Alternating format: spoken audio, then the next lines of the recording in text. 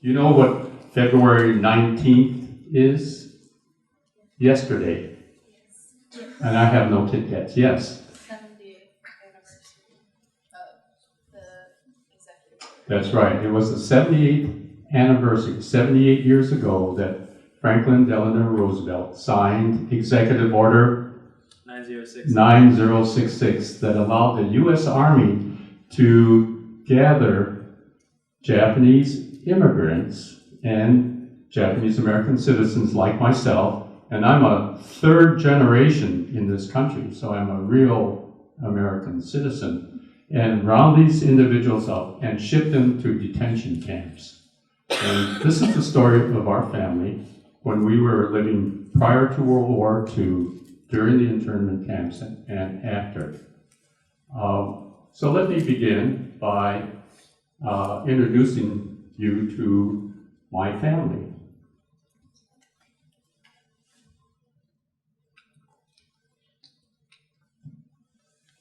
But before I begin, I'd like to dedicate this presentation, as I often do, to Americans of Japanese ancestry who suffered in silence while in America's internment camps during World War II. They embraced the Japanese philosophy of gaman, which really means enduring the unbearable and with patience and dignity. And I'd especially like to dedicate this presentation to the women who were left behind in the camps when their husbands, their brothers, their relatives all went out to fight the war on behalf of the United States. So the story begins in Japan, where my grandfather was born in a small mountainous village, Tsuwano, on the southwestern corner tip of Japan. Tsuwano is much like the town I live in, Thornton, Waterville Valley. It was a beautiful location. It was actually the home of samurai warriors. And my grandfather converted to Christianity at a very young age, and it was always his dream to travel, to migrate to the United States. So in early 19th century, he made the journey from Tsuwano all the way to Yokohama. He walked the entire 300 miles, and there he took a job, earned enough money, and to gain passage on a ship to Seattle, Washington, where he arrived in 1889. He was among the first of the Japanese immigrants to arrive in the United States. At the time, there were only about 1,200 Japanese living in the Pacific Northwest. By 1900, my grandfather was interested in finding a wife. And in those days, they would look through a picture album, looking for a picture bride. And he did settle on two likely candidates. One was a woman who shared his Christian beliefs, but unfortunately she was not very attractive. On the other hand, he found this stunningly beautiful woman from Akita Prefecture. And so now he was torn between beauty and his own personal religious beliefs. Can you tell me which one he chose? Beauty or religion? Religion. Wrong. He chose beauty. And this is a picture of my grandmother, who arrived in 1900. And the family story goes that when she was coming down the gangplank from the ship, their eyes met, and immediately love blossomed. In fact, love did blossom, and by 1919, they had 8 children and 1 more in the incubator. Unfortunately, tragedy struck the family. My grandfather was injured, severely injured in a streetcar accident, and on his deathbed, he gathered the children around him and he instructed the boys that he predicted that there would be a war someday between Japan and the United States. And he made them promise that if there is a war, they would fight on behalf of the United States. Subsequently, my grandfather passed away, leaving my grandmother in desperate straits. She had 9 children. My aunt, had never seen her father. They sent the 2 older boys off to earn money to support the family while she fought off the social workers who were going to gather all the children and put them into foster home.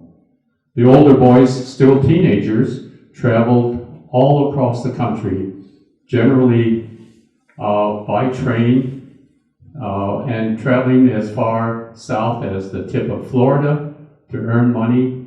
My uncle traveled as far as the Klondike, panning for gold, also to earn money and then sending it back to the family.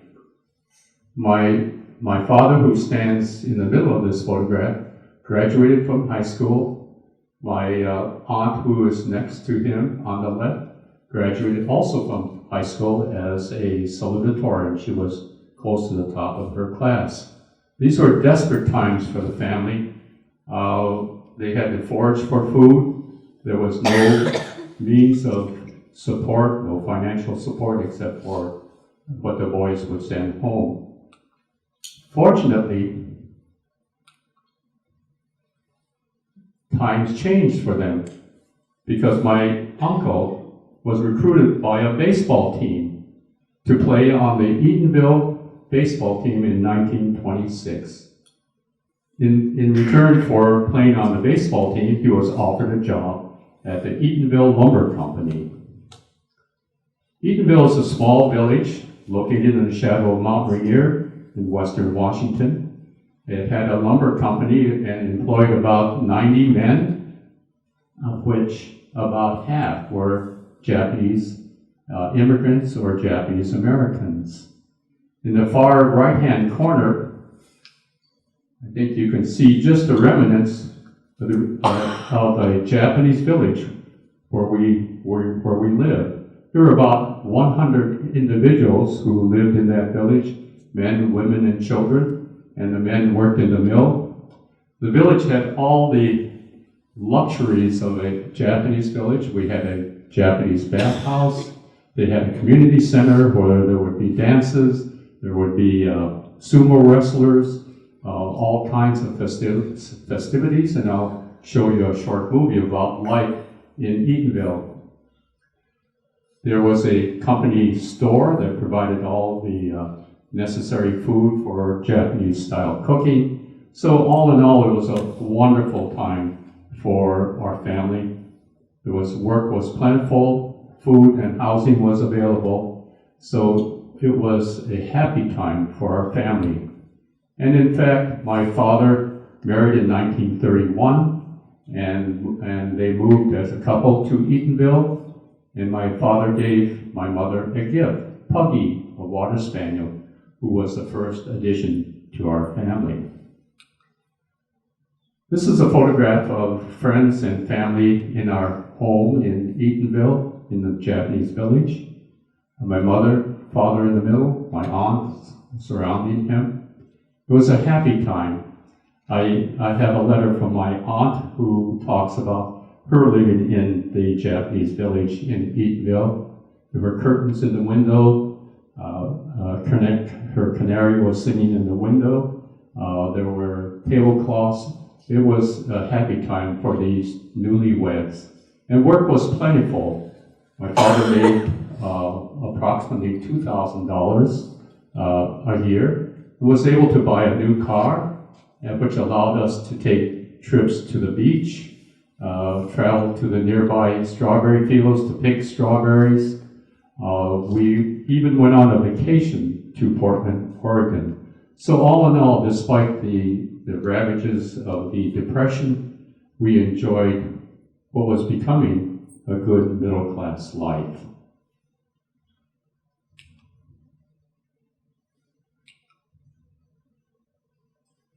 Let me show you a couple of glimpses of life in our home.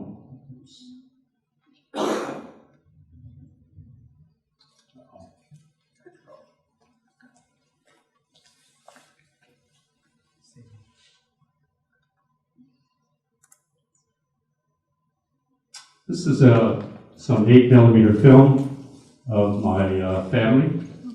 My dad with his new car, and there's Puggy, our family dog, and that's actually me about 75 years ago.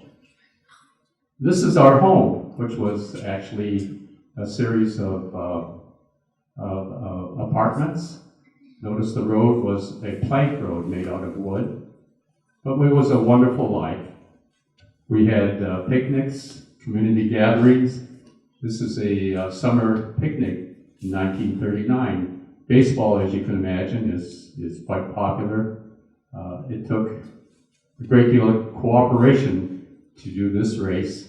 There were young people available in the town, and the young unmarried men spent all year preparing for this bottle race, if you will.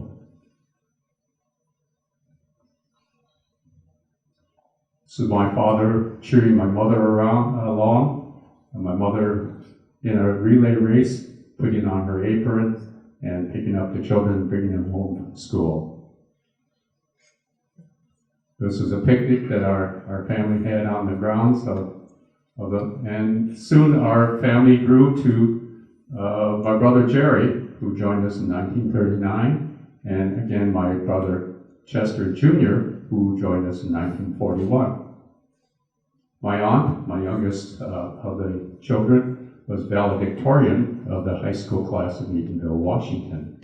And this is my kindergarten picture taken April 24, 1942, shortly after the bombing of Pearl Harbor. 2 weeks later, our family was sent to a detention camp in Puyallup, Washington. Following the bombing of Pearl Harbor in 1941 in December, there were waves of war hysteria, gathering hatred towards Japanese immigrants and Japanese nationals that swept up and down the West Coast. But those waves of hysteria had not reached our home. I can still remember shortly after the bombing of Pearl Harbor, my family wondering what's going to happen to them. My father and mother would be talking late at night, thinking that they could move inland from Eatonville to the eastern part of the state of Washington. But there was no job, there were no jobs, there was no housing available. So they decided to cast their lot by staying in Eatonville, waiting to see what happens.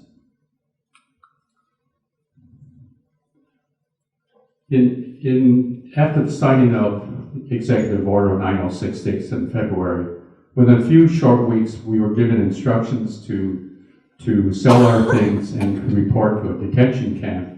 And my father wrote in a letter sometime after the war, we sold much of our goods, but at a very much of a loss. And our good friend stored the more valuable items that we didn't sell, including his car. Here's a picture of our dog, Puggy. And Puggy was given to a neighbor who would watch the dog for the war. And we were told that Puggy would sit in the front yard waiting for our return, but we never did return. And we were told that Puggy died of a broken heart.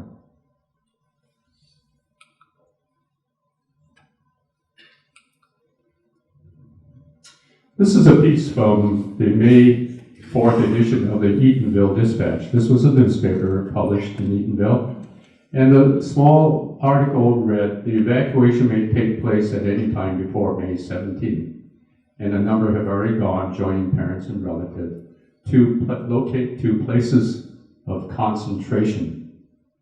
We often call these internment camps, but the newspaper editor called it places of concentration.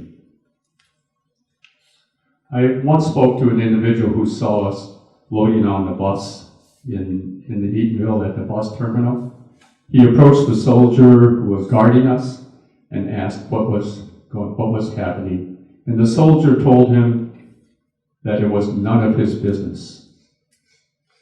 It was none of our business, it was everyone's business. There were no tears, no protests, just a silent resignation of getting on the bus and sent to a place of concentration. Before leaving, the editor of the Edenville Dispatch asked my father to send back letters describing their experience. And so my father agreed, and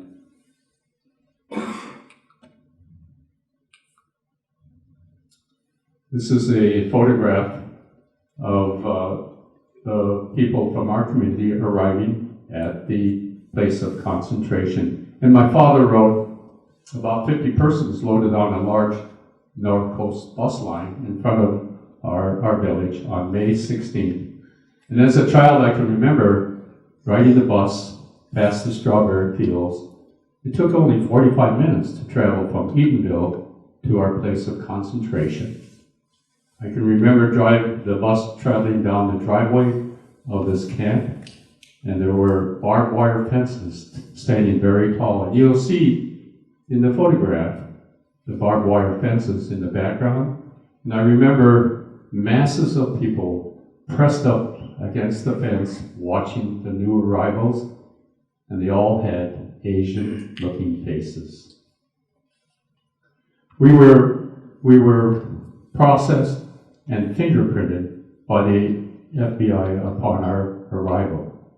I can still remember as a 6-year-old being fingerprinted by the FBI, and my records are still in the government records as someone who was put into the detention camps. My father wrote in his first dispatch that the conditions at Camp Harmony were deplorable. Our family was given a mattress cover that we filled with straw, several army cots, and we were assigned to a horse stable that could accommodate a family of 5 of us. I could still see my mother sitting in the corner of the horse stable, trying to console my brother, who was crying off and on, most likely because it was a strange place, most likely because of the noise and commotion. And she tried desperately to console him, but was unable to. I remember one day he cried so long that all that was left was a dry, hacky, animal-like sound instead of a baby crying. In the meantime, the government was preparing a series of permanent detention camps for us.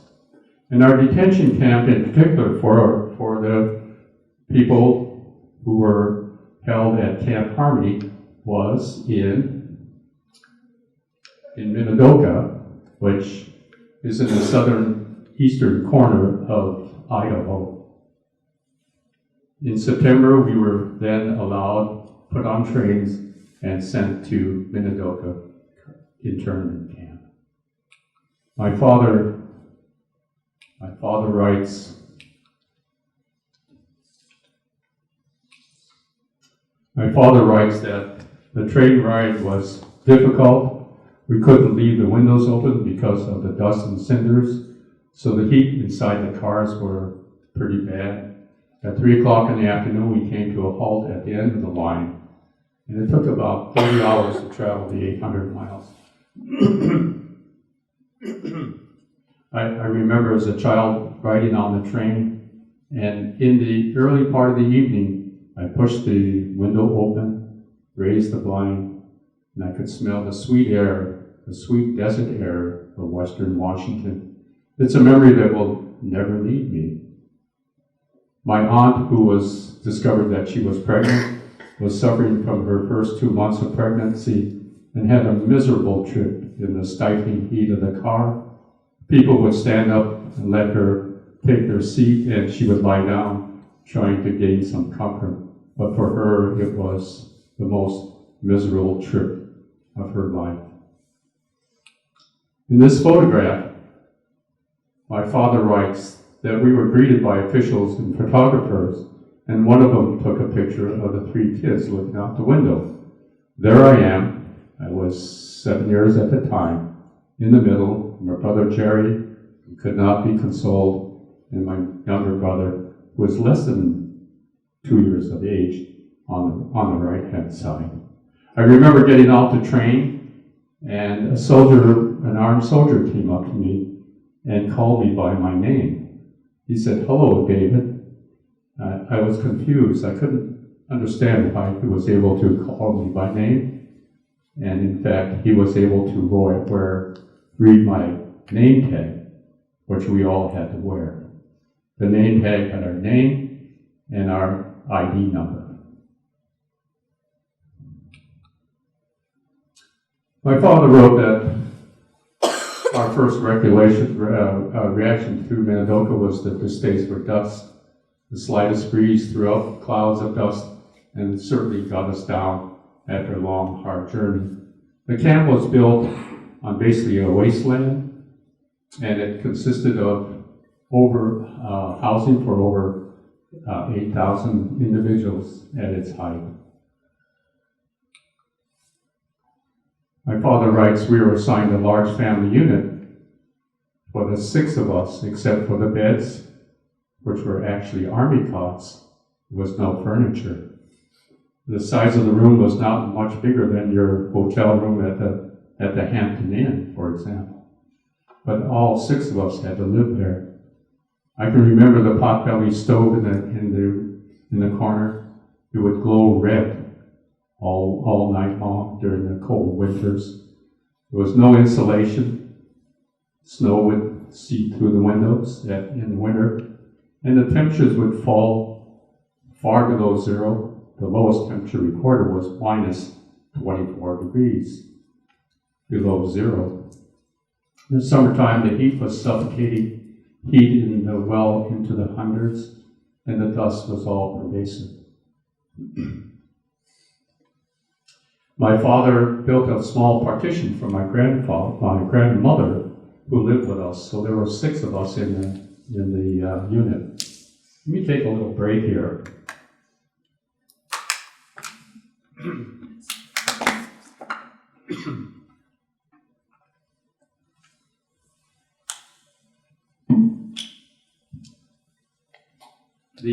My father built that partition, and my grandmother spent time behind that partition. I can't remember my grandmother ever coming out from behind that partition for the entire duration of our stay there. The sanitary conditions in the camp were less than ideal.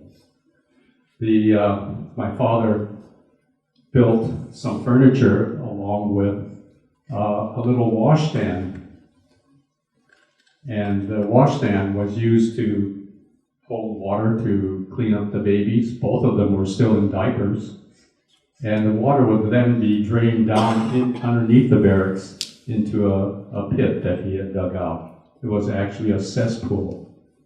And I can remember my brother coming home one day. He was covered with indescribable material because he had fallen into one of the cesspools. The smell and the sight of him was unforgettable.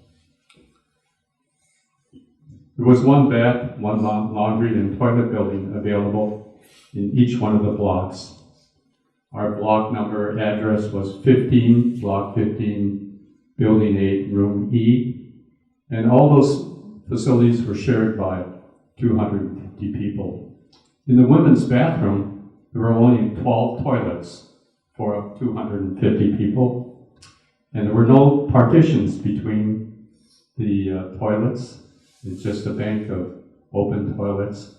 And basically, it was a Army's version of an open latrine.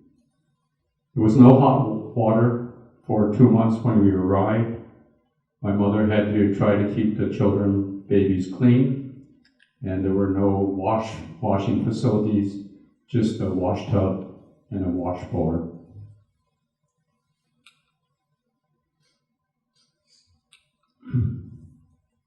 Shortly after we arrived in camp, early in September, October of 1942, a call came out to recruit men from the camp to harvest the sugar beet crop. And my father volunteered along with his brothers and left my mother to manage the 3 young children. He didn't return until after Thanksgiving. The time my mother had was extremely difficult, given her new situation. Early in 1943, several months later after my father came home, the U.S. Army put out a call for volunteers to join the U.S. Army, and the 4 boys, my dad and my 3 uncles, responded to that call, remembering the promise they made to their dying father, that if war came between the United States and Japan, they should fight on behalf of the United States. I view this photograph as a propaganda photograph published by the War Relocation Authority. It looks like a regular family portrait, except look in the background. You see the barracks, the guard towers, the barbed wire. But what really struck me was the dust on their shoes. They seemed to be well dressed, but the ever-pervasive dust of the camp is something that you can't get rid of, you can't erase. But my father enlisted in the Army, along with his younger brother, Chip, who's on the left. My aunt on the far left gave birth to Fred, my cousin, in the camps. And it was a difficult pregnancy, delivery. Doctors were not available. So it was a hard time for everyone. Before my father left for the Army, he gave me instructions that in his absence, I was now the head of the family. 7 years old, and I took that very seriously for my dad, but in retrospect, I found that that was an impossible task for a 7-year-old. My mother begged my father not to go. She wrote, "Chester, are you enlisted in and I give you my approval? That's because I can't do anything with 3 young children. You don't have to join the Army." My dad was about 38 years old when he enlisted in the U.S. Army. And we didn't see him, except sporadically, for 2 years.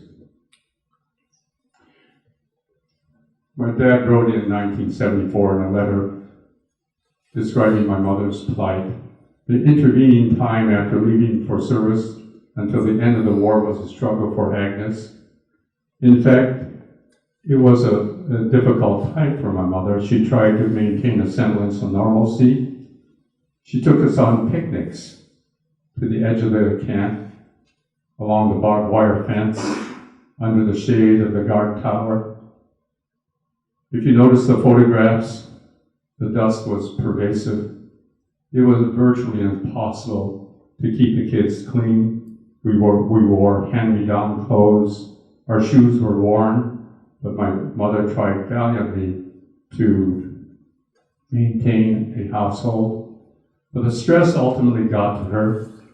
For some time, she was put into a hospital because of exhaustion. But I believe that this was due to her emotional stress. We even were allowed to leave the camp. We went on vacation to a Bible camp in Sun Valley. You notice my dad had sent me a t-shirt from Camp Shelby where he did his basic training. In 1944, we were given a ticket to freedom. The government allowed us to move eastbound under the guise of the American Baptist Home Mission Group, and we had a sponsor in Wisconsin, a farmer. My mother took the 3 boys, got on a troop train heading eastbound, and in Cheyenne, Wyoming, she got off the train to buy some sandwiches for the boys. She looked up in horror to see that the train was leaving the station. She ran desperately down the track and got onto the last car. And I shudder to think even today what would have happened to the 3 boys left alone, traveling eastbound into the night without our mother.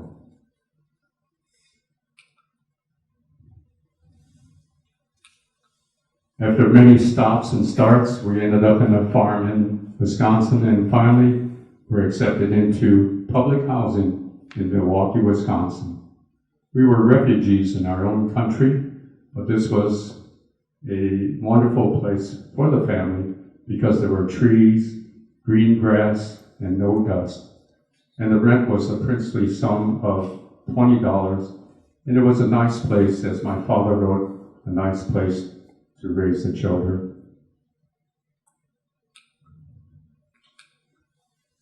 When the war ended, my dad came home, and shortly after, my brother Bruce joined us. So we were all together then as a family, and we are now beginning our climb up the social economic ladder. Thank you very much.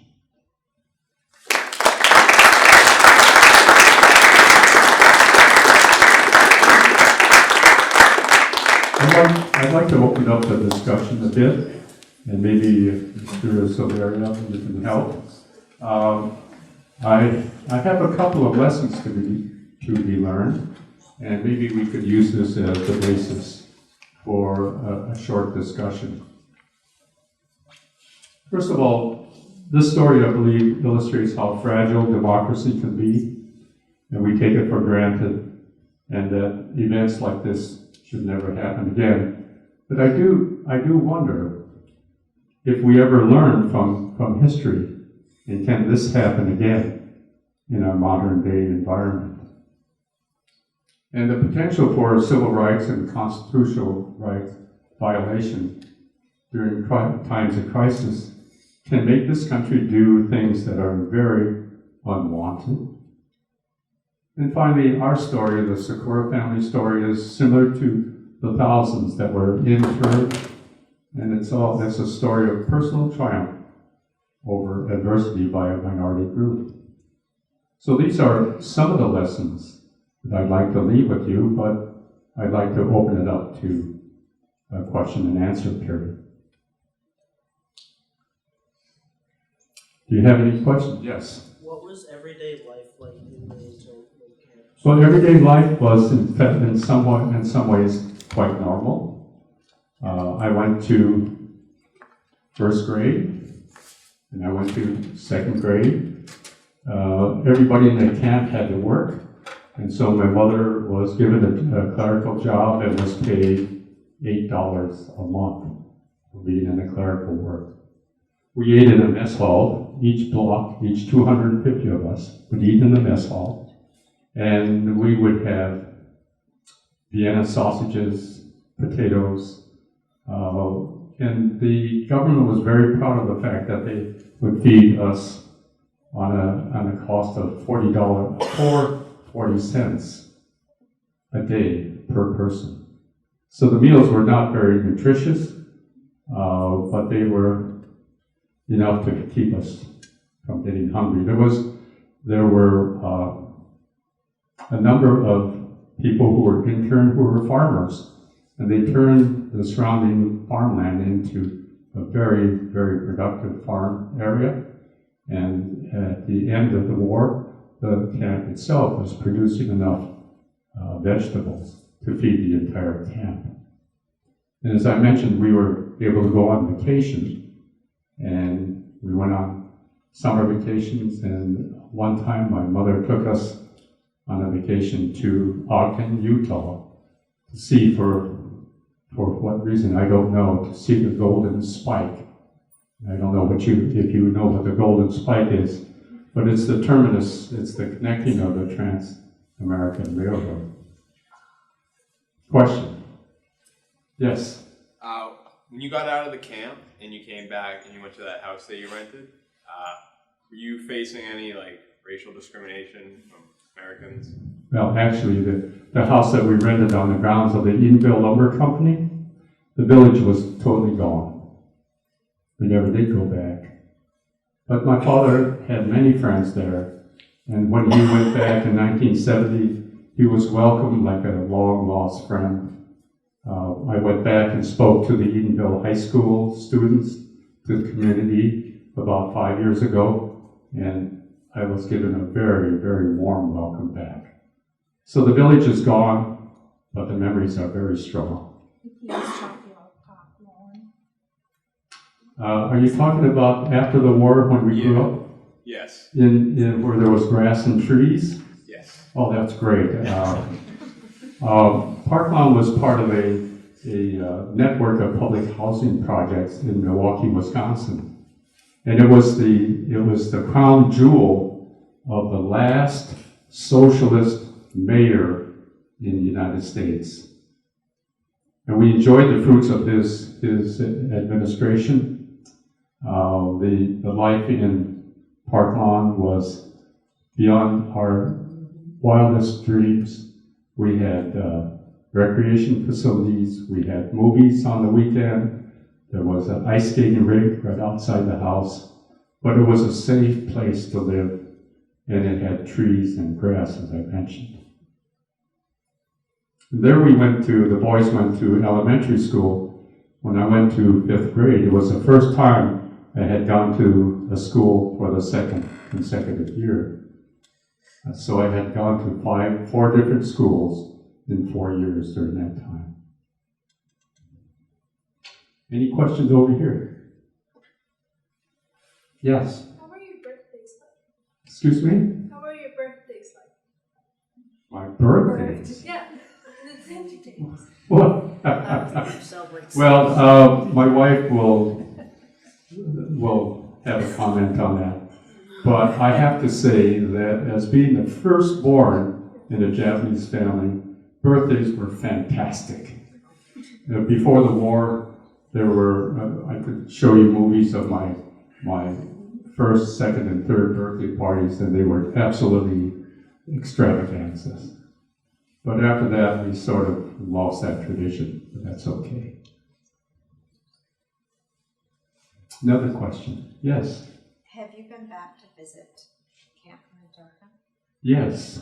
Actually, that's a good story, because my son Daniel worked on several presidential campaigns. We lived in Massachusetts at the time, and he worked on the campaign for Bill Clinton, and worked in the war room in Arkansas. And after President Clinton took office, he worked in the White House for 8 years. At the end of the second term of President Clinton, my son called me and asked me about what happened at Minidoka internment camp. And I told him a little bit about it, and I can still remember him saying as he hung up, "I think we can do something about it." So in the last 2 months of the term, our son went out to Idaho, held public meetings, came back with a report, managed to build a political foundation of support for creation of Minidoka as a national monument. And at the Wednesday before the end of President Clinton's term, I was in the East Wing of the White House, and President Clinton signed into law the establishment of Minidoka internment camp as a historical site. And every year now, people will go back and visit as part of a pilgrimage to Minidoka. So each year a pilgrimage to Minidoka is held by the survivors to commemorate the time they spent there.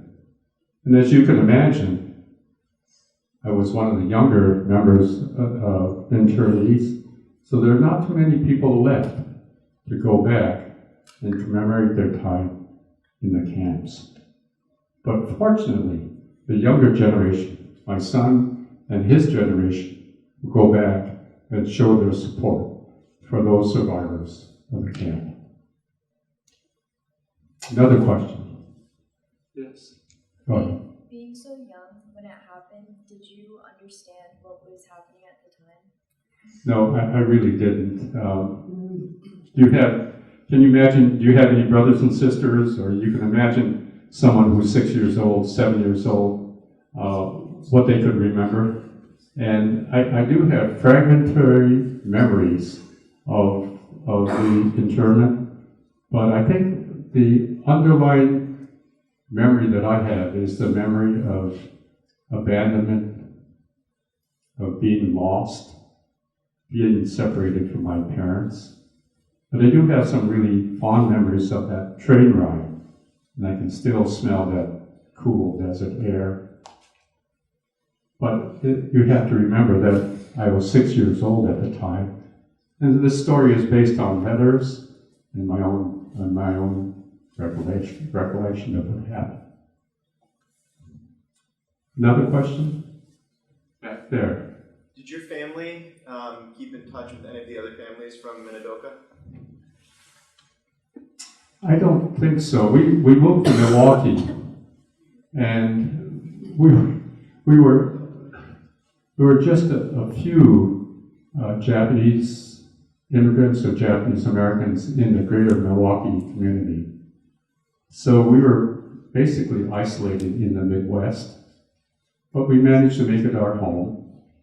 Our relatives, all the relatives, most of the relatives on the Sakura side moved back to Seattle. And now we have a very extensive network of family members in Seattle. But our home was really Milwaukee.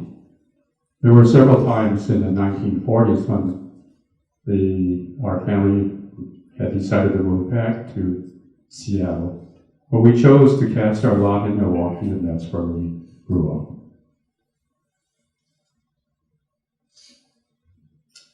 There's a question back here in the back row. I know you're dying to ask a question.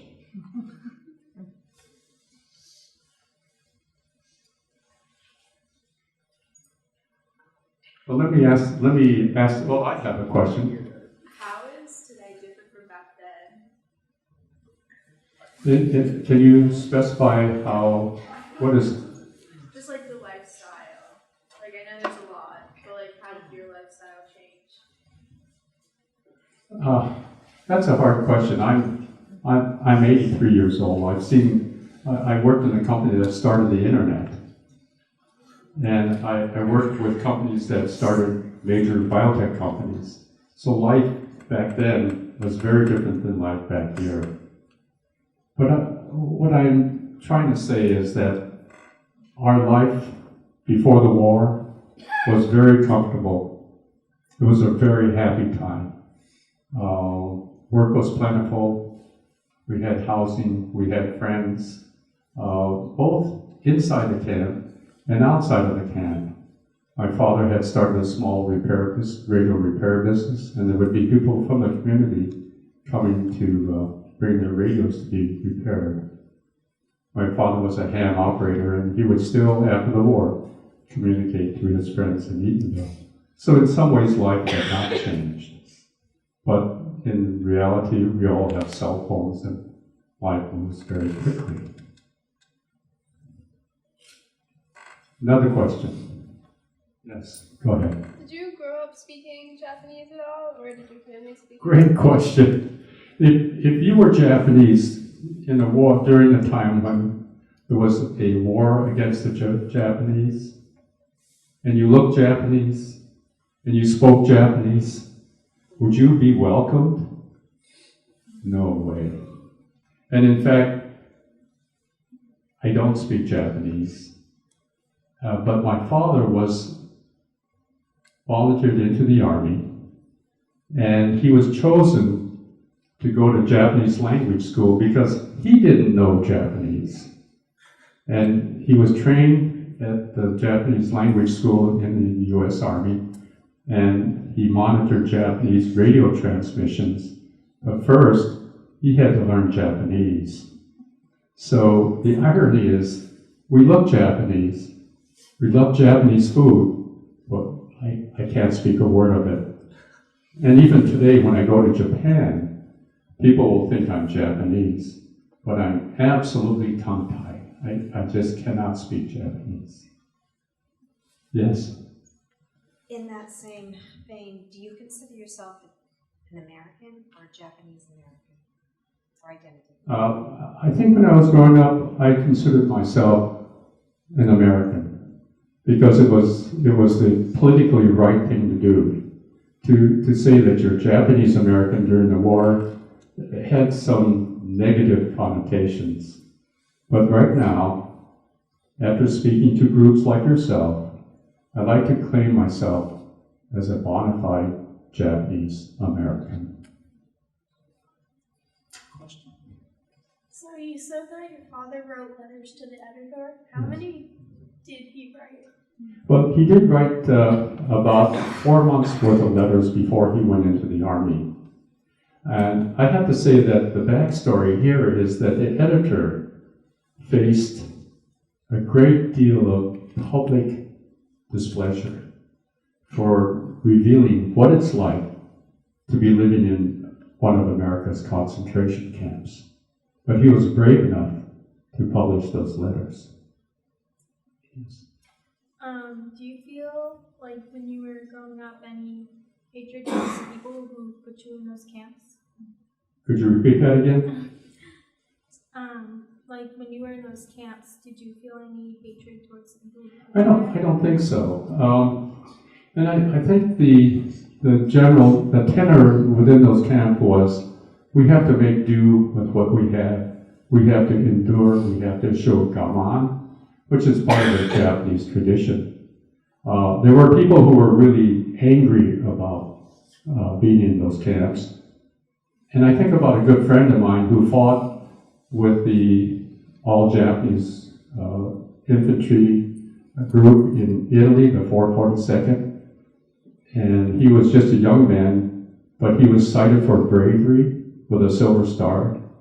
And he was angry all through his life about the fact that he was risking his life fighting a war for democracy while his mother and family were behind barbed wire. Yes, in the back. Would soldiers ever mistreat you in the concentration camps? No, they weren't, but they were certainly armed. And there was an incident when one night my father writes, in one section of the camp, people came bursting out of their barracks, running helter-skelter, and the guards stood at attention, made ready because they thought a riot was beginning. It wasn't a riot in the middle of the night. They had eaten some tainted food, and they were all headed for the bathroom. Question?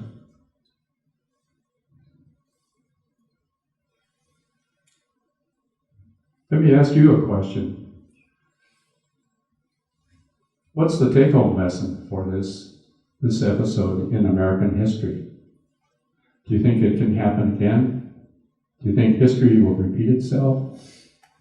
Or are we strong enough as a nation to learn from this episode, this dark event in American history, and speak out against what might happen again? Yes, go ahead.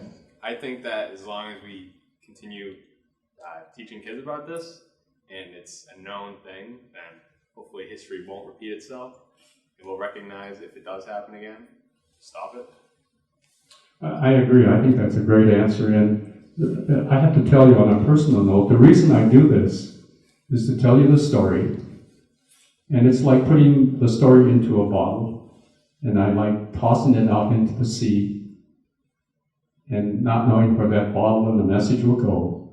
But someday, someone will find that message and take action. So maybe one of these days, years from now, one of you will open that bottle, take out the message, and take action for what you think, what you know is right. One more? All right, Josh, I think I'm finished, and it's almost time to go home.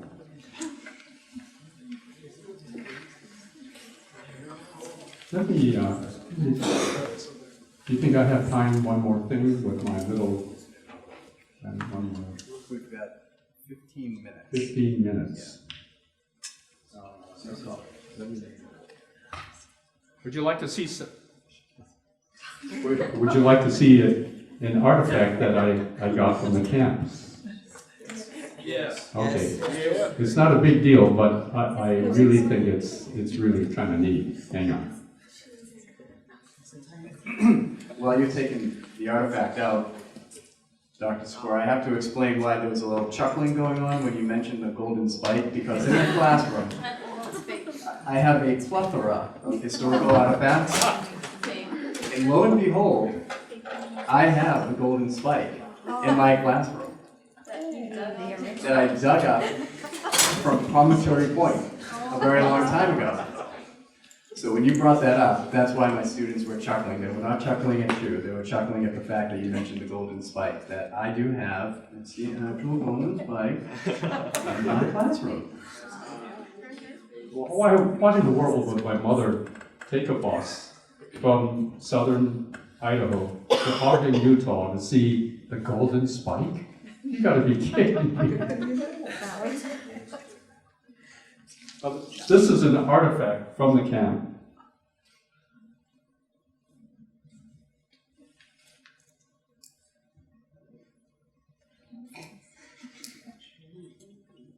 And it was given to me by a very elderly gentleman. He was in his 90s when he gave it to me. And he's a distant relative of mine, of ours. And I don't know if you can see this.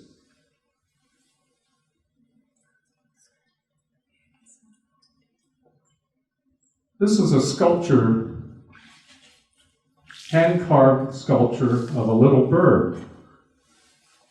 It was carved by this individual in camp out of scrap wood. And this was something that many in the camp have done. This was actually carved at Minidoka in one of those quiet moments when there was absolutely nothing to do while being interned behind barbed wire. And I think that the bird is symbolic about the human spirit